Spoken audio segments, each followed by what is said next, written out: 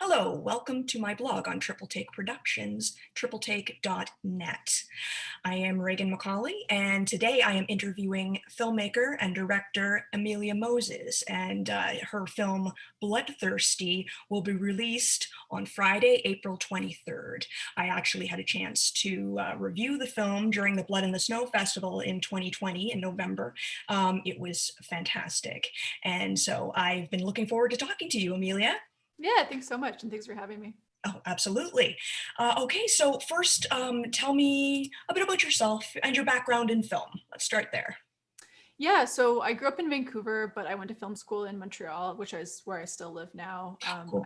I did the film production program at Concordia, Mm, and yeah, and I graduated in 2016. And kind of as I was finishing school, I decided to make a short body horror film, very heavily inspired by kind of like Cronenberg and stuff like mm, that.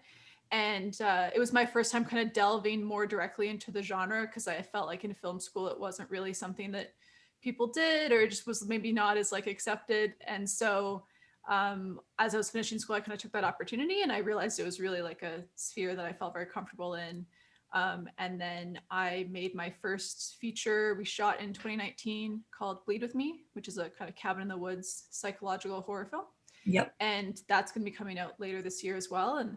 And then I got on board to direct Bloodthirsty a year later. So I was really lucky that I was able to do like two features kind of back to back, and both within the horror genre. Yeah, and they were both in the Blood in the Snow Festival, correct? Yes, they were. Yeah. And both with Lauren Beatty. Yeah. Yeah, yeah, they were both terrific. Thank you so Um, much. no, you're welcome. And do you mind talking just for a second a little bit about, you mentioned in film school not feeling comfortable doing the horror genre thing in film school. How come, I know what you're talking about, but how come? I'd just like you to talk a little bit about that and the stigma. Yeah. I mean, I think it was also just like the film school I went to, maybe there was a certain type of film that people made. It wasn't just kind of like a direct rejection of horror, but like there was maybe just more of a focus on kind of dramas and stuff like that. Um, and I guess like I don't know if I felt this, but generally there's this kind of like high art versus low art conversation all the time with horror. And like even now I feel like people use the term like elevated horror, which really bothers me because it's just kind of like, why does something have to be different? And like in all genres, you have such a mix of things, and there's good films and there's bad films, and but I guess in terms of like I don't know, the film school I went to is very like auteur based, like really rooted in that auteur theory. And I think horror somehow sometimes doesn't like follow that as much in terms of perception. Yeah. Obviously I don't agree, but Mm, um yeah, it wasn't anything directly like you can't do this. It was just no. more like a sense of what films people were making. And then film school is such a bubble, so you really react off of what everyone else is doing as well, and kind of that maybe limits you. And I guess I made a film too in film school that was maybe more of a mix of things, and I wasn't really able to embrace the genre as much. And then I think when I realized, oh right, this is actually a space that I want to work in, it became really clear for me. Gotcha. Great. All right. So now tell us a little bit about Bloodthirsty itself, like a quick synopsis and a little background on the film. Yeah, so it's about a young singer-songwriter who's had kind of success with her first album, and she's kind of struggling to write her second album and feels a lot of pressure. And she decides to accept an invitation by this elusive record producer to go record her second album with him in his weird mansion in the woods. Yeah. So she brings her girlfriend Charlie along with her, and stuff starts to get weird in the house. And yeah. Indeed, it does. Well, tell me a little bit about the location, actually. Where was that, etc. Yeah, the Mention. production is based in Calgary. The producers are based in Calgary, the writers and stuff, but we actually shot in Edmonton, Alberta. Okay. Yeah, in the winter of 2020. So, or like January, February 2020, Yeah. just as like we finished maybe 2 weeks before everything locked down. So it was good timing that we were able to like get the film in the can, and then yeah. Absolutely. Yeah. Okay. All right. Now, um, how was it working with Lauren Beatty and Bryk and everybody and the crew? Any fun stories that you can share? Anything like that? Yeah, I was really excited to work with Lauren again. She was a kind of secondary role in my first feature, Mhm. and she's someone who just like really commits to the role, and Yeah. especially for something like this where it's like a bit of a, creature transformation film. There's a lot of physicality she had to do, plus she has to sing. Like she just really needed to kind of like give a lot to the project, and she really did. So Mhm. I always enjoy working with her. She's a great collaborator. Greg I'd never worked with before, but it was really great to meet him. It was interesting for me because I'd never really worked with such a seasoned actor before. Yeah. Most of the people I've worked with are kind of maybe more similar to me in age or similar experience wise in terms of like my directing as well. Mhm. Um, so yeah, it was great to work with him and kind of like see. It's crazy how when actors have done so many projects, like they really understand so many parts of the filmmaking process, like not just acting. And so it was very refreshing to be like, oh wow, like he helped on like so many little things, whether it's just kind of like understanding what lens you're on, what kind of framing you have, and like body language and all that kind of stuff. Like that's really great to have that experience. And yeah, it was a great crew. It was my first time working with most of the people except for Lauren. Right. Catherine Kingso, I actually had never worked with her as a director actor combination, but Right. we went to film school together.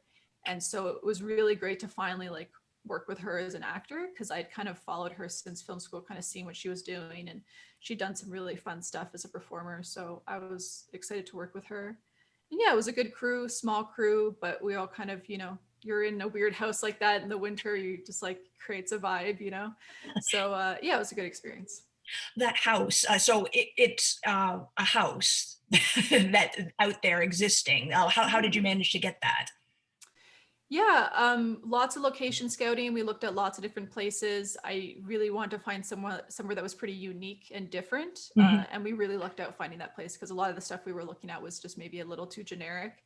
And the Mhm. house is such an extension of Vaughn's character, and we spend so much time in it, so it really needed to be something that was going to feel interesting on screen. Yeah. Um, yeah, so yeah, we lucked out, and the recording studio stuff was a different location because if we'd found a house with a recording studio, that would have been a bit of a miracle. But Yeah. so that was a separate location and a few of the exteriors and stuff. But yeah, like even the junkyard in the back, initially in the script, like it was just supposed to be a forest behind his house. But because Okay. we'd found this house and with low budget filmmaking, you kind of have to embrace what you have. Of So we course. kept trying to find like little patches of trees where we could shoot these scenes. And then I was like, why don't we just shoot in this like junkyard? Yeah. It's so unique and cinematic. And so we kind of just embraced what we had there. And it absolutely works. So Mhm.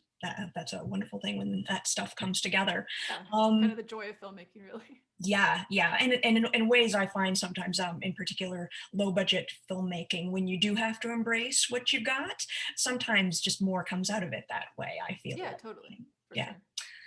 Now, what is your favorite moment in the film, the actual film itself, and why? Yeah, I think probably shooting the film, the scene I was most excited about shooting was the transformation scene in Mhm. the recording booth. And that was definitely fun on set. It was probably like the third day we shot, so we kind of delved into it quite early on. Right. But it was, yeah, that's what I was most excited to shoot. And in the edit, it was maybe a bit of a challenge because it was like, kind of piecing together lots of little like details and stuff. But I think it turned out. Mhm. Yes, absolutely. So that would be your favorite memory from the set and the film, both at the same time, kind of thing? Or do you have a Yeah. separate set memory that you is your favorite? um, the scene where I think the very first scene we shot actually was the scene where Gray and Vaughn are writing a song called Psycho, and Mm, she's just kind of playing around. And that was actually a really fun scene to film, and I do like it in the movie as well because it mhm. really feels like they're kind of just working at something rather than kind of a song perfectly being brought out. Like she's kind of just playing around, and I guess that was the first time I heard also Lauren sing. Like I'd heard her sing before, I knew she could sing, obviously coming onto set, but hearing her, I was like, oh wow, she has a really powerful voice that's gonna like really help this film. Cool, cool. Okay, now speaking about the music, uh, yeah, let's talk a little bit about particularly the song nominated for Best in Original Song for the Canadian Mhm. Screen Award. Any Yeah, super background, exciting. shooting, recording, anything like that? Yeah, so most of the songs that are used in the film were written before I came on board. Mhm. But I remember Bloodthirsty specifically, I think Lowell wrote that in pre-production. Okay. And I remember her sending it to me and like opening the file and be like, okay, wow, this is really interesting. And then we used it actually for the audition song for the people auditioning for Grey. And yeah, at the time too, like the film wasn't called Bloodthirsty. It wasn't necessarily, that wasn't necessarily like the kind of key song. And so once we heard that, it was like, okay, we really, this is clearly a really good thing to kind of be pushing Grey's journey. Yeah. And yeah, I totally am not surprised that that was the one that got nominated. And also like, it's a very good song. I had it stuck in my head probably for 6 months when we were doing the post-production. That makes sense. So I've gotten some distance from it, but there was a while where it was just like all consuming. Well, it would be, yes. But also, Bloodthirsty is nominated for Best in Original Score too. Am I correct? Mhm. Yeah, yeah, that's pretty awesome too. So Yeah, no, Michele Osis, who wrote the score, we'd had kind of lots of initial conversations, but when she actually got picture lock between that and the mix was probably only 4 weeks. mhm. So she wrote it very quickly and just like really knocked it out of the park. I think she did a great job. Yeah. What is it that you want to audiences to get from Bloodthirsty? What do you want the film to convey and evoke? Yeah, I mean, I think it's a very character driven story. It's very much like Grey's journey and then the kind of parallels between making art and her kind of monstrous transformation at the same time. And I think that's to me what I found interesting about the script, and I think what's hopefully interesting about the film is this kind of parallel between those two things and the juxtaposition as well.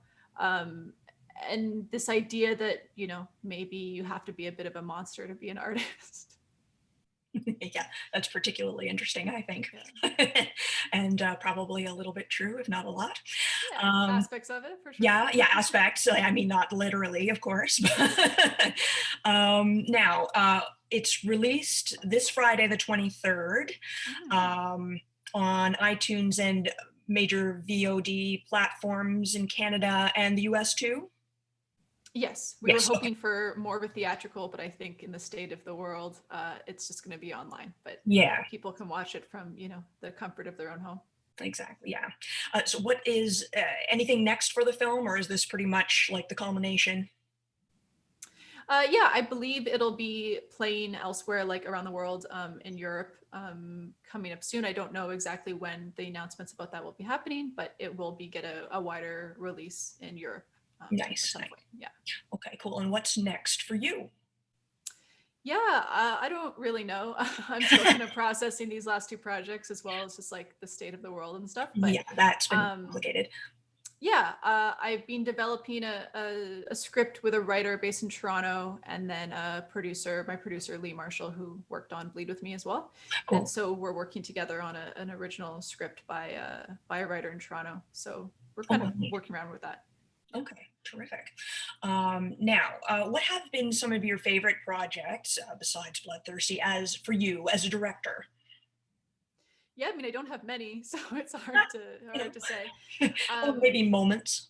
Yeah. Yeah, I mean, shooting Bleed with Me was a really special experience because it was my first feature, and I also brought on a lot of people who I'd gone to film school with and who had worked on my short film Undress Me. Mhm. Um, so that was definitely like a super exciting experience. And I remember there being one scene that we shot in that film that really felt like kind of the culmination of like stuff I'd been interested in, kind of, Uh-huh. in like student films you make or films I even made in high school. And Right. then, it all coming up to this point where I'm like, oh, wow, it's so interesting how you kind of play around with stuff. And then now I'm actually at a place where I'm like making a longer form, bigger project. I mean, still on a small scale, but Yeah, but bigger for me. yeah, And how your sensibilities kind of over the years remain the same. It's more like you just kind of hone into those more. So yeah, that was a really special experience to finally be able to make that film and to be with people who I to kind of bring people along for the journey is always really fun. very cool. It seems to me you've got a lot of great stuff ahead of you as well. So it'll be really interesting to watch your career. Thank you so much for talking with me today, Amelia. It was great getting to know you and getting to know more about Bloodthirsty. Yeah, thanks for having me.